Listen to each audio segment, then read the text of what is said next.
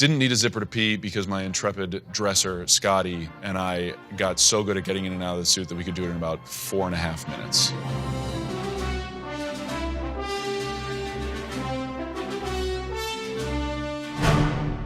Hi, I'm David Corenswet, here with GQ to talk about how I prepared to play the role of Superman.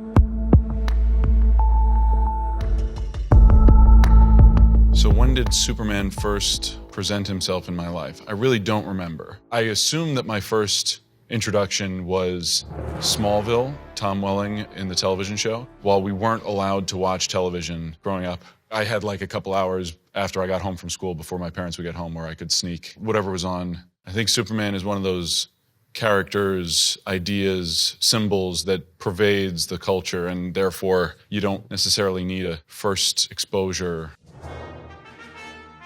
I'm not sure I really did want to play Superman. I never thought it was an achievable goal. I mean, even when I was auditioning for James's movie, I didn't really think that it was possible that I was going to be the person to get it. I was at home on a ladder, like changing a light fixture, and I took the call, and they were like, well, David, we think you know what this call is about. And I was like, I really don't know what this is about. I'm on a ladder. Please talk faster. And my agent said, it's an audition. You know what's coming. I was like, Top Gun 3? What am I like definitely waiting for? I said, no, it's Superman. You're not special. There are a lot of people auditioning. Everybody's going to self-tape. There are going to be nobody's meeting with James ahead of time. Everybody's going to put themselves on tape. And good luck. Don't fuck it up. Luckily, I live with and had just very sensibly gotten married to my self-tape partner, my wife, who's also an actress. So we did about an hour, did the scene a few times, then came back after a couple of days and did it again. And I think I did that 3 times, just in the hopes that on one of those days I would find something that was worthwhile. I think in the end I used one of the takes from the very first session. You'd let me interview you as Superman. Sure. For the audition purpose, it was rewritten. It was sort of fabricated a little bit, so it didn't give anything away. But it was between Superman or Clark and Miss Lane. And it was an interview of a kind. And then I spent one of these days leading up to the deadline watching the Superman movies. Who are you? We watched the first Christopher Reeve movie, we watched Superman Returns, and we watched Man of Steel, just to sort of get a sense of the cinematic canvas that had existed over the decades, which was really wonderful. And I had some strong thoughts that I told to my wife. I got very passionate, as I often do watching movies. I love movies, and I love critiquing them, and I love celebrating and sort of breaking down where they succeed and why they succeed.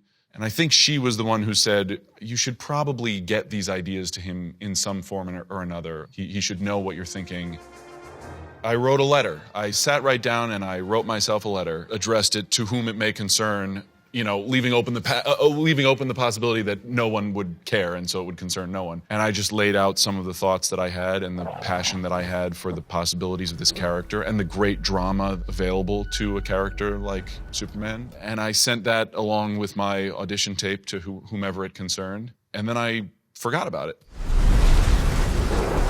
I got cast in Twisters after that, so I went to Oklahoma, and it was just before my first day of filming that I got the call that I was going to screen test for Superman, one of the most iconic characters in all of film and print media. I found out that Nick Holt was going to screen test, and I was like, well, I'd give it to Nick, who I had sort of tracked all through his career, and every time I saw him, I thought, I want to be like him, and also I'll never be like him. Like, I could never be as facile and specific and charming an actor as he. But in some ways, that's good news, because then you go, well, if they give it to him, like, who can blame them? We arrived, we were paired up into Clark and Lois's.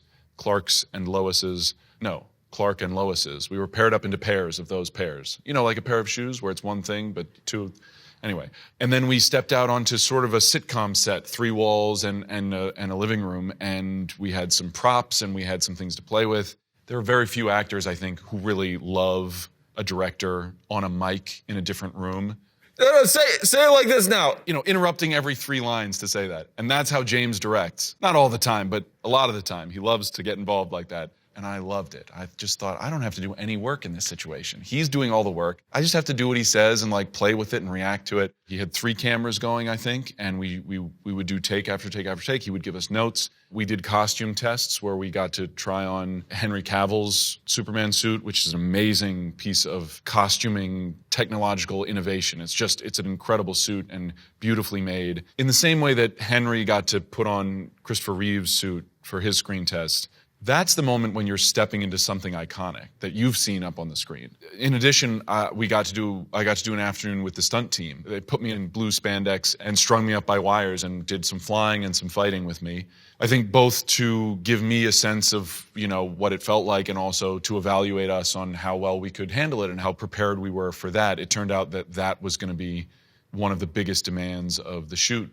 All of those elements making up the weekend, I left feeling, again, it's absolutely impossible that I'm going to get picked to do this. So I'm not going to hope that I get picked to do it. But I think these are my people. We get along. I think they get me. I think I get them. Scarecrow's up! Scarecrow's up! I had flown from Oklahoma to LA for the screen test for a weekend and then flown straight back, and I filmed on that Friday and that Monday on Twisters. And then I got a call from an unknown 310 number. So I walked in the other room, answered the phone, and I heard, "David, it's James Gunn." And I said, "Can you prove that?" He was like, I don't know. I'm calling you to offer you the role of Superman. Hell yeah. We got it. All right. He hit 3 or 4 important points to him. The first of which was really caring for the work and the time that people are putting in. Everybody from the heads of the departments to the PAs and the costumers, the dressers. James was sort of making clear to me, it's our job as the director and number 1 on the call sheet to sort of shine the glory on those people who don't usually get it. And then he said, "I know you're in good shape," which was nice of him to say. I was 195 pounds at the time, which is not very much for somebody who's 6'4". He said, "You're in good shape, but I want you to get a trainer. I want you to work on your shoulders and your vulnerability," which I thought was very funny.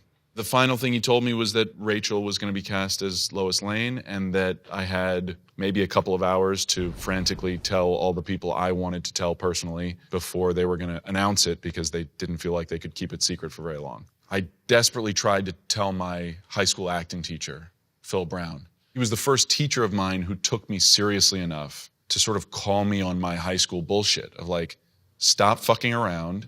We're not operating at the highest level here in our little Quaker high school, theater program. Don't let that be an excuse not to push yourself and not to work harder than everybody else if you're going to take this seriously. And he was the last person I got to tell for the first time that I was going to play Superman. And that was a good little celebration, that phone call. The funny thing is, in that moment of success where you get the part, really all the celebration is now I have work to go to. Lois, have you got a minute?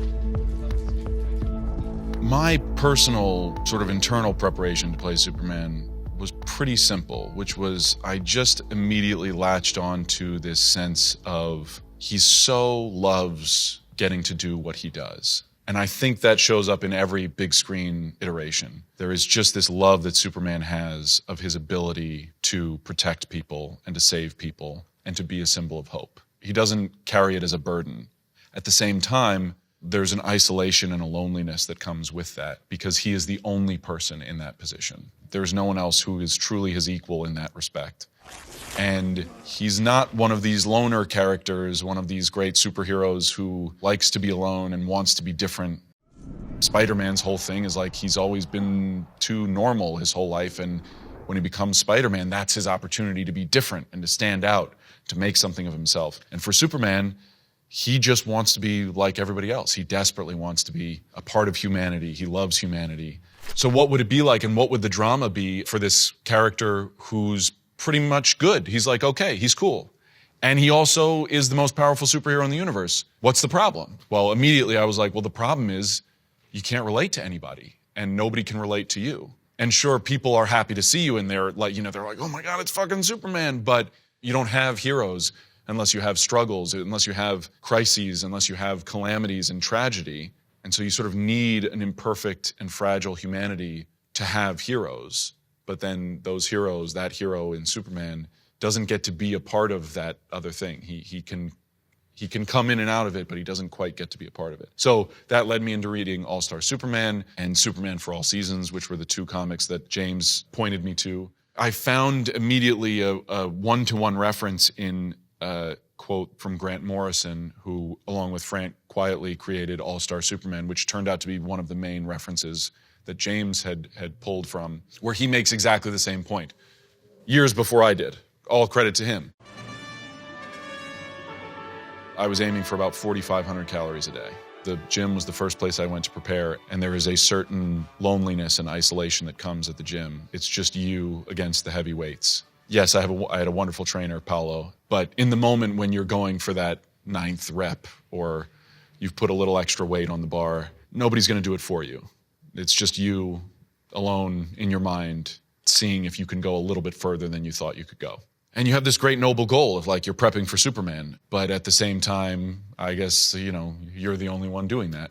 Juilliard prepared me surprisingly well, actually, when we were doing all of the stunt work, especially. I was astonished at how much I was drawing on the years of movement classes that we would do. We trained with Moni Akim, and his classes were sort of the most classic Juilliard experience of super high intensity, almost to the point of being impossible. And a lot of, you know, just holding your leg out and pointing and point and a flex for hours and hours and hours. It feels like a lifetime. It became so directly transferable to the stunt work and the flying, where I was strung up by my underpants and had to hold my limbs and my torso in this steady, exact position, and then as much as possible sort of relax my face and look like it was effortless. All that training so I couldn't fit into my costume. They had built my costume based on my screen test measurements, where I was 6'4" and 195 pounds. And then I showed up 4 months later, 5 months later, still 6'4", but 240 pounds. So that first fitting was a bit of a squeeze. There were always situations where things would work great in the fitting, and then you would get on set, you'd be in a specific flight pose or a specific fighting stance, and you would realize that this great move that the stunt team or the fight choreographer had come up with, you just couldn't do. You just physically couldn't do. I can't move my arm in that way. If I move my arm in that way, it moves the rest of me in this way, so we can't do what you think we can do. I can't lift my head up and put my feet back in the...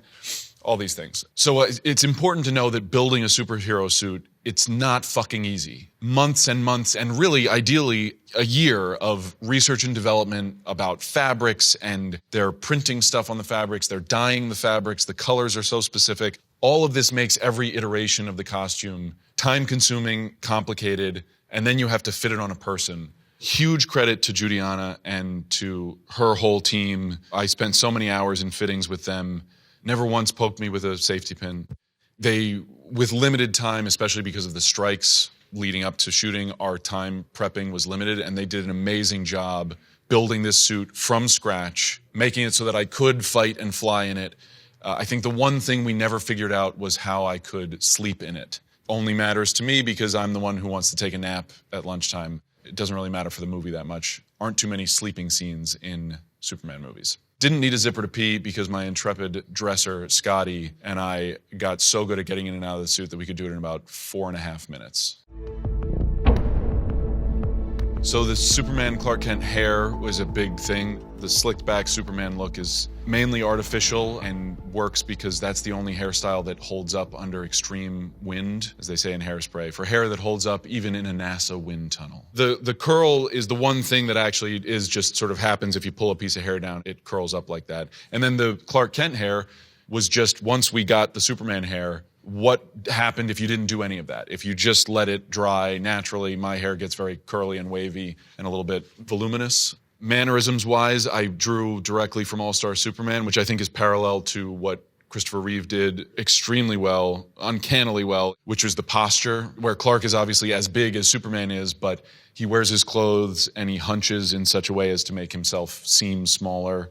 And Superman, obviously being a public-facing symbol of hope and safety and truth and justice in the American way. He stands chest out, proud, just as ready to defeat a superhuman foe as he is to be asked for directions. And that's the main thing, is I think Superman wants to be seen and wants to take up space because he wants to draw all of the negative attention of the no good doers to himself so that he can take that on. But he also wants to draw the attention of people who are in need or who want reassurance, or kids who want to take a picture or get an autograph. What do you want to build with this Superman?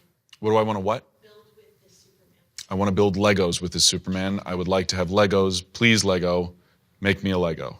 All of these toys are great. It's amazing. I'm an action figure, indomitable Nick Holt with his amazing purple suit and his interchangeable faces. That's his sort of neutral, everyday face. And then if you'll notice, this is a very different look. Nick has very different faces that he makes. This is his angry face. And then another extremely different look. This is his slightly less angry face. That's Nick Holt for you and his enormous range of facial expressions. Make us a Lego. Hey, listen, thanks for spending a few minutes listening to me talk. And if you talked back, I didn't catch it, please send it in the mail to the appropriate authorities. And I can't wait to...